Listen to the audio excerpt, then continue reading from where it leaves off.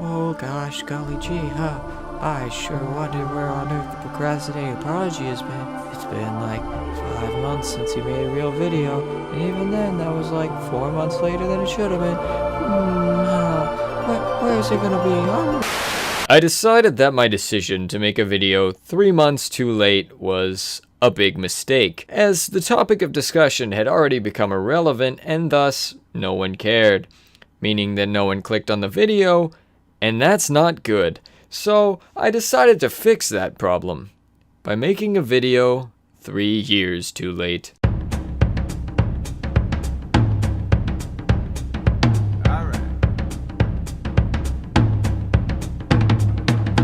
Metal Gear Solid V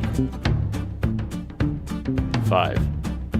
Metal Gear Solid 5: The Phantom Pain is a really fun game made by Hideo Kojima and his friends at Kojima Productions, and they make sure that you never forget it.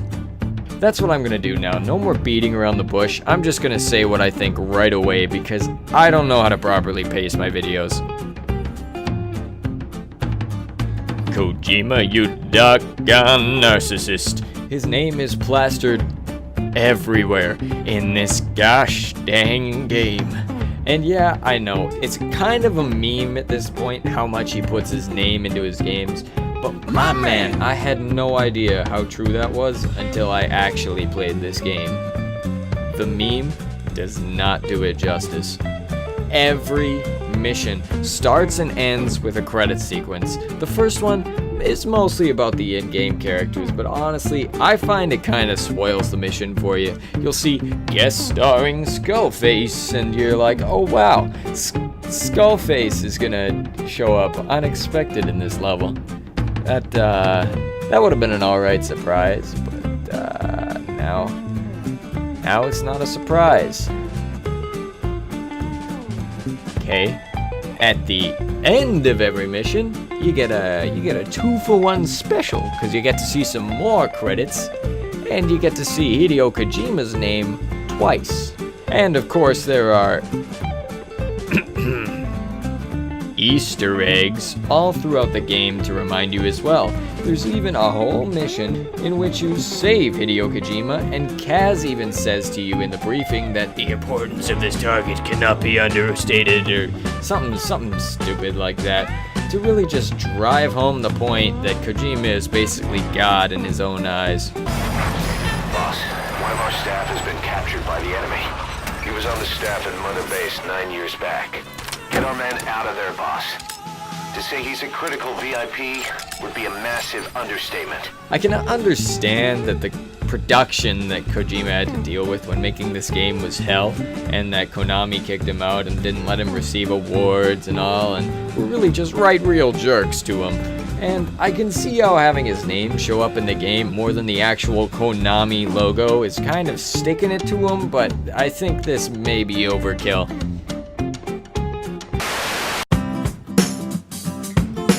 Probably the best thing about this game is that the limits it sets are few. Every mission in Side Op can play out a million different ways, and it's so much fun. Everyone always makes the joke about how stealth is recommended and you can just run in with a shotgun and a rocket launcher and just blow everything to Kingdom Come. But even within the realm of stealth, there are 100 different ways that you can beat a mission. You can knock everybody out, put them all to sleep, sing them a lullaby, you know how it is. There's one. Set for stun. Or you can set weapons to kill and take out every enemy and hide all the bodies until there are no survivors. Every mission has its objectives, of course, and there isn't a whole lot of choices regarding those, but in terms of how you get from point A to point B, you can do whatever you like. It's very freeing. I love it. Your vast arsenal of weapons and vehicles only adds to this feeling of freedom, and you can even crank some tunes to really just have a good time. I don't want to talk about this too long, because while I love this aspect of the game, I can't play a whole lot of the audio without getting a copyright strike. So there's these cassette tapes that you find, and they are seriously awesome. You can rush into battle equipped with nothing but a cardboard box and some guns, I guess, blasting Billy Idol's Rebel Yell, and it feels great.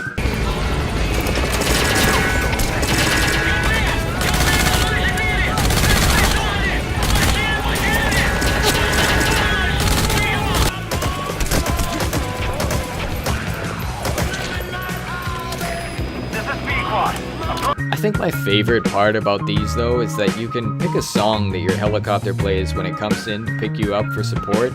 There's nothing quite like calling in air support and knowing that the helicopter is almost there, because you can faintly hear Aha's "Take On Me" growing louder in the distance. Quad, arriving shortly at LZ.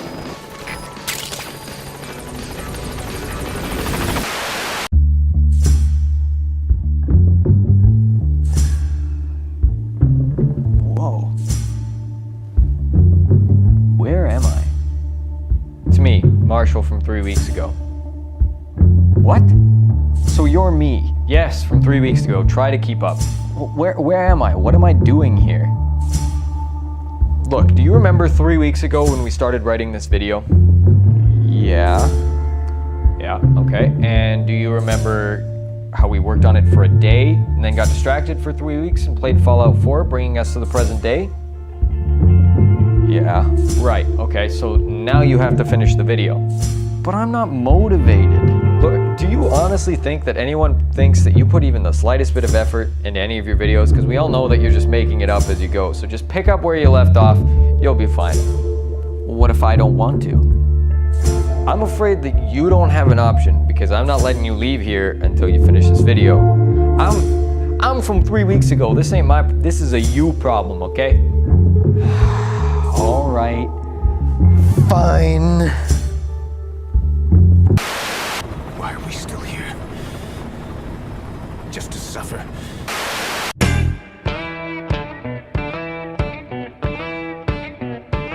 Quiet is the worst part of this game. Genuinely, Quiet is awful. She is just the worst. She doesn't talk until she does, and it's supposed to be this noble thing, but you're just like, I don't feel anything. That might not be related to the game. Her very reason for existence isn't hard to figure out. I'm sure you've already figured it out, but worry not. Her reasoning for hardly wearing any clothes is explained within the canon of the game. Seriously, I wish I was kidding. She is some kind of plant person thing and uses photosynthesis, meaning she breathes through her skin. Yeah, refuses to wear clothes. The last staff member who tried to dress her, breathing through tubes. What? Well, not with lungs, at least. She breathes through her skin. Clothing would suffocate her. Quiet is just the worst, man.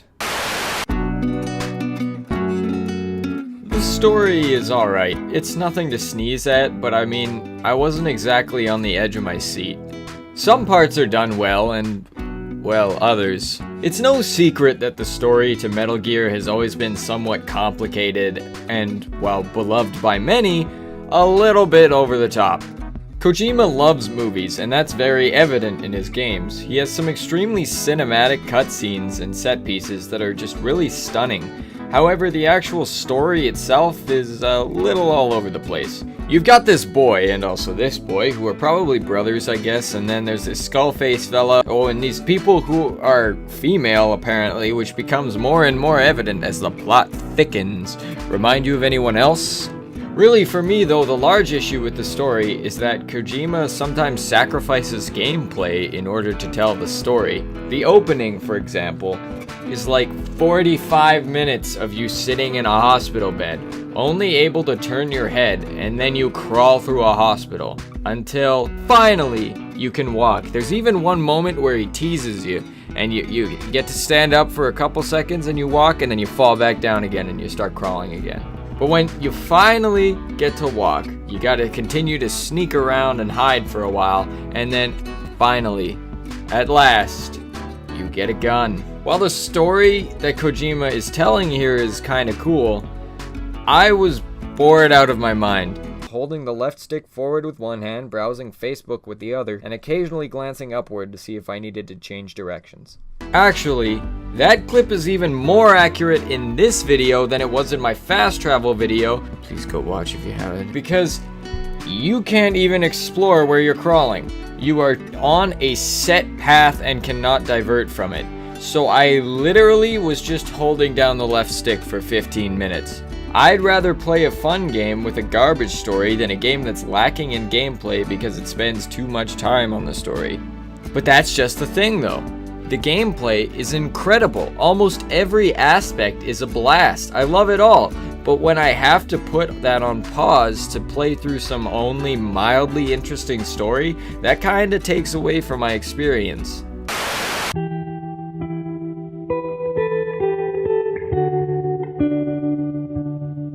Now, there are moments where it works, where the storytelling is compelling and interesting to play through. The best example of this is what is at pretty much the end of the story as far as I'm concerned, because I think I've made it clear how I feel about Quiet. This, of course, being the mission in which you discover that a second strain of the language virus has infected some of your men aboard your headquarters. You go in and it's just an absolutely terrifying scene. There's blood everywhere, everything is in chaos. You meet a few of your men and doctors along the way, most of them begging for your help, or relieved that you finally come to save them as they lie on the ground tending to their wounds. It's incredibly terrifying. Most other missions like this I rushed through as quick as I could to get it over with, but with this mission, every move I made was calculated. I genuinely had no idea what was around the corner. I was truly spooked. You get to the end and kill a bird that's carrying the virus before it flies away and spreads to the world. And then you realize that you have to kill every single one of your followers in the facility as they are all infected.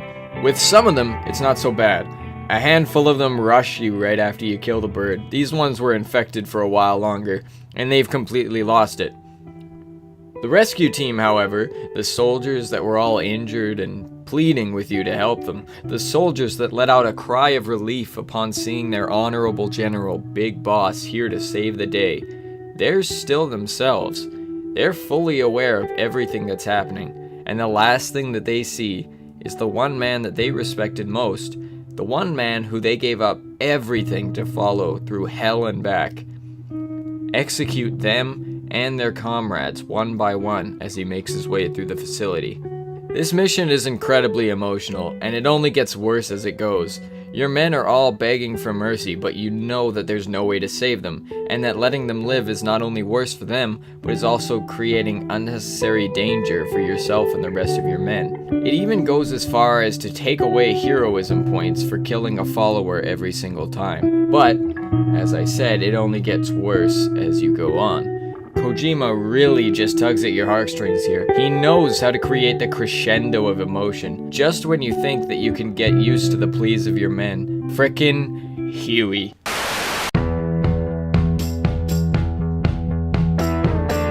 As a side note, did I mention how much I hate Huey? Because man, oh man, I really hate Huey. Not as much as I hate Quiet, but he is definitely up there. Huey is an absolute animal and I hate it. You already feel terrible about what you're doing, and Huey comes up on the comms and starts telling you how horrible of a person you are for feeling no remorse for what you're doing. You're insane, Snake. He was one of your men. You yourself said we're a family. Or was it all lies? So that just makes you feel even worse, and Kaz is yelling at him to shut up, but you still can't help but feel that what he's saying has some truth to it.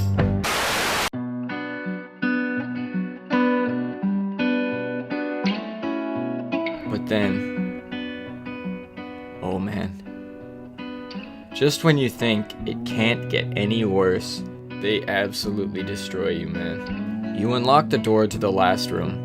There are a handful of your men who are largely unharmed, found refuge. There's a boombox in the room playing the Metal Gear Solid Peace Walker theme, just to really drive it home as you shoot them one by one. But these men are different. They don't plead, they don't ridicule you, they just stand there, and they salute you. Boss! Boss! That's like the boss. Shooting your own men. That's not the big boss I knew.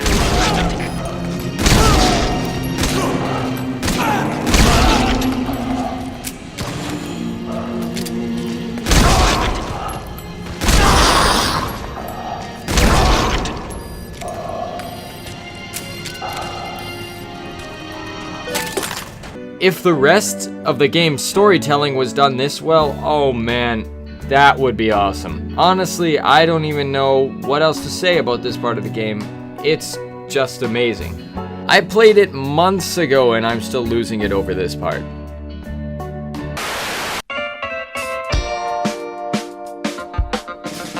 Okay, I think that's everything I wanted to talk about. I really need to start taking more notes for these things. Sorry this took me so long, everybody. I'll be honest, I think my greatest weakness is walking away from projects that I'm working on, only to say, oh yeah, I'll come back to that, and then I just end up moving on to other things. Sorry about that. I really hope you guys enjoyed this video, and I know it's not only late in the sense of it being a while since I uploaded, but also since this game came out 3 years ago. But I also think it's important that I make videos about things that I care about, and this game was a real blast to play and I just wanted to talk about it. I know it's kind of a meme on YouTube at this point to say like, comment, and subscribe, but honestly to me the biggest thing is comments. Let me know what you thought of the video, whether you think it's the greatest thing in the world or the bane of humankind. Or if you're somewhere in the middle, let me know why. Anyways, thanks for watching. See you in 2019.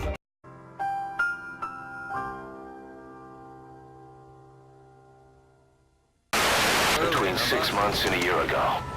We put the screws to Huey about it.